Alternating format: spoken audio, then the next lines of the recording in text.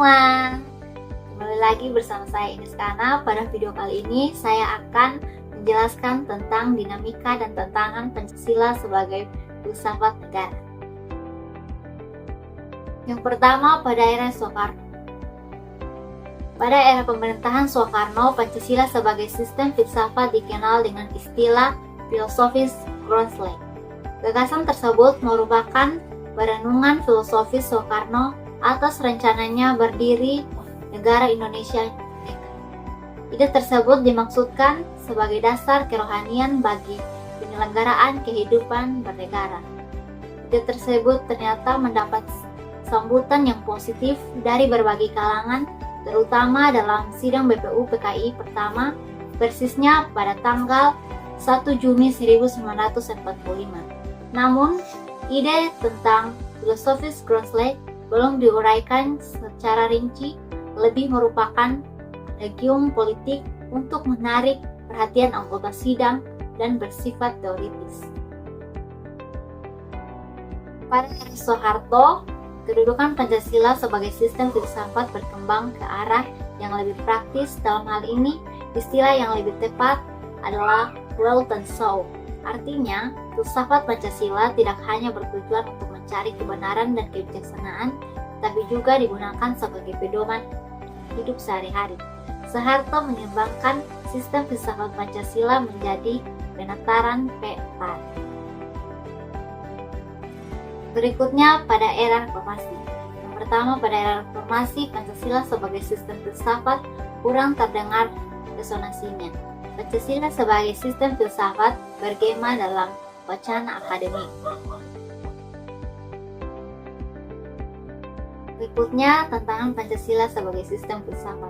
Pertama, kapitalisme, yaitu aliran yang meyakini bahwa kebebasan individual memilih modal untuk mengembangkan usahanya dalam rangka meraih keuntungan sebesar-besarnya merupakan upaya untuk menyejahterakan masyarakat. Kedua, komunisme adalah sebuah paham yang muncul sebagai reaksi atas perkembangan kapitalisme sebagai produk masyarakat liberal. Komunisme merupakan aliran yang meyakini bahwa kepemilikan modal dikuasai oleh negara untuk kemakmuran rakyat secara merata. Berikutnya, esensi atau hakikat Pancasila sebagai sistem filsafat. Pertama, hakikat sila ketuhanan terletak pada keyakinan bangsa Indonesia bahwa Tuhan sebagai prinsip utama dalam kehidupan semua makhluk. Kedua, hakikat sila kemanusiaan adalah manusia monopluralis yang terdiri atas 3 monodualis, yaitu susunan kodrat atau jiwa, raga, sifat kodrat, makhluk individu sosial, kedudukan kodrat, atau makhluk pribadi yang otonom, dan makhluk Tuhan. Ketiga, hakikat sila persatuan terkait dengan semangat kebangsaan. Rasa kebangsaan terwujud dalam bentuk cipta tanah air yang dibedakan ke dalam 3 jenis, yaitu tanah air real, tanah air formal, dan tanah air. 4. Hakikat sila kerakyatan terletak pada prinsip musyawarah.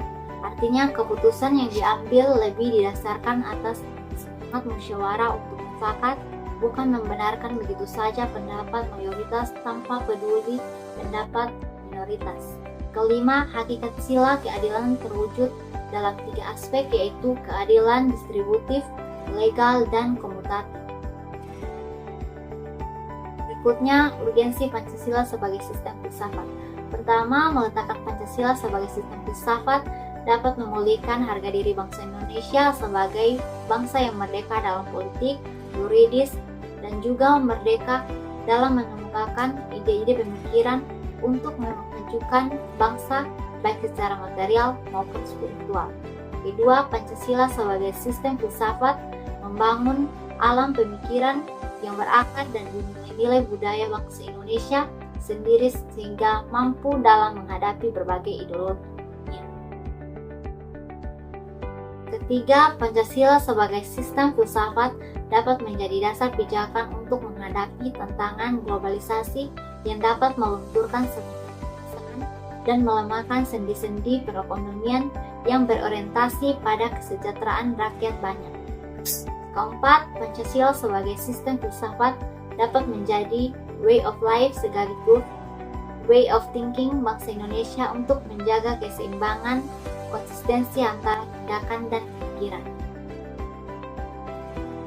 Sekian penjelasan dari saya tentang dinamika dan tantangan Pancasila sebagai filsafat negara. Kiranya video ini dapat bermanfaat bagi kita. Sampai jumpa pada video selanjutnya. Bye-bye!